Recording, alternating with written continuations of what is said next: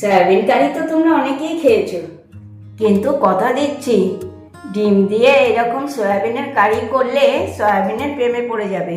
দেখতেও হয় যেমন সুন্দর, খেতেও হয় তেমনি ভালো। তাহলে চলো আজকে ডিম দিয়ে সয়াবিনের রেসিপিটা শিখে নেওয়া যাক।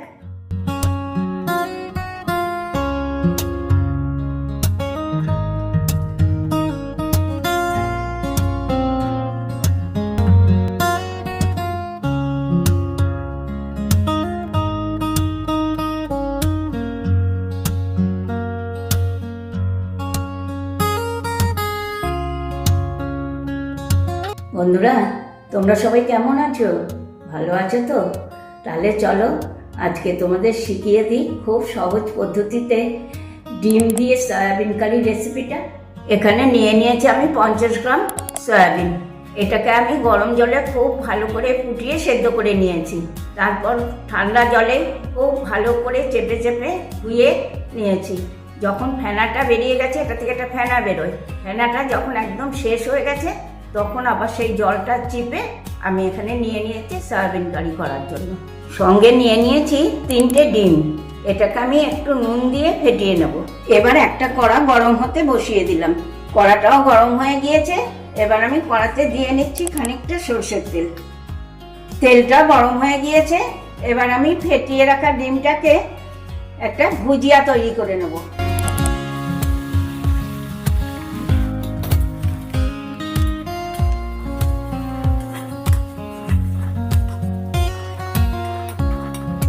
ডিমের ভুজিয়াটা তৈরি হয়ে গিয়েছে। এবার আমি একটা বাটির মধ্যে এটা তুলে নেব। আবারও নিয়ে নিচ্ছি খানিকটা সরষের তেল। এবার আমি সেদ্ধ করে রাখা সয়াবিনগুলো ভেজে নেব।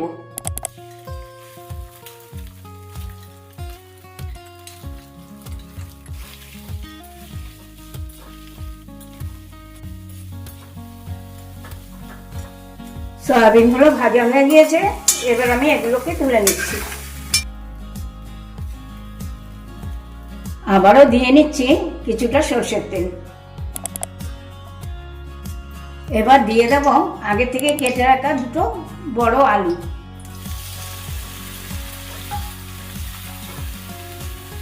দিয়ে দেব ছোট চামচের 2 চামচ নুন।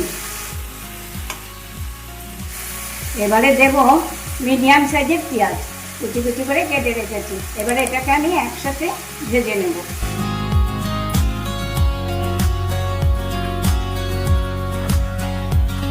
এই দেখো আলু পেঁয়াজটা ভাজা হয়ে গিয়েছে। এবার আমি দিয়ে নেব আগে থেকে ঘষে রাখা ছোট একটা টমেটো। এবার দিয়ে নিচ্ছি আগে থেকে বেটে রাখা 1 চামচ আদা রসুন বাটা আর 1 চামচ কাঁচা লঙ্কা বাটা। দিয়ে নিচ্ছি হলুদ গুঁড়ো, দিয়ে দিচ্ছি লাল লঙ্কার গুঁড়ো।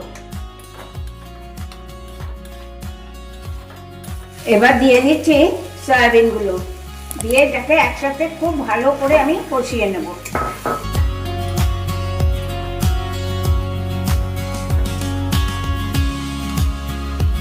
দেবো সামান্য একটু জল, তা নাহলে পুড়ে উঠবে মশলাটা।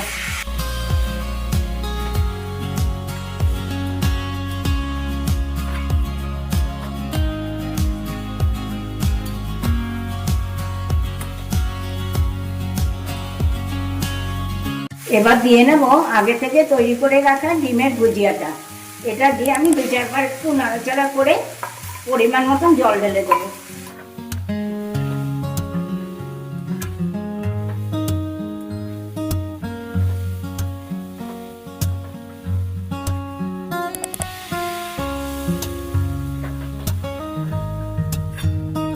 আমি আবারও পরে দিয়ে নিলাম 3 কাপ মতো জল।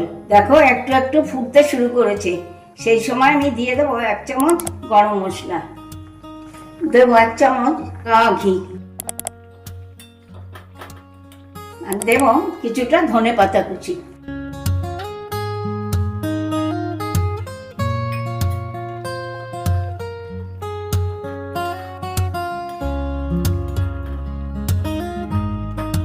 দেখো বড় বড় হয়ে ফুটতে শুরু করেছে। আর মিনিট 5 হলেই হয়ে যাবে ডিম দিয়ে সয়াবিন কারি। 5 মিনিট হয়ে গিয়েছে, হয়ে গেল ডিম দিয়ে সয়াবিন কারি। এবার আমি এটাকে একটা পাত্রে ঢেলে নেব। কি বন্ধুরা, কত সহজে বানিয়ে ফেললাম ডিম দিয়ে সয়াবিন কারির রেসিপিটা। আজকের ভিডিওটা যদি তোমাদের ভালো লেগে থাকে তাহলে ফেসবুক, ইউটিউবে একটা লাইক, একটু কমেন্ট করে আমাকে জানিও। সঙ্গে শেয়ার করবে তো, ভুলে যাওনি নিশ্চয়ই মুখার্জি কিচেন। তাহলে আজকে আসি, টাটা, বাই বাই। তোমরা সবাই ভালো থেকো, সুস্থ থেকো। নেক্সট দিন আবার চলে আসবো নতুন নতুন রেসিপি নিয়ে।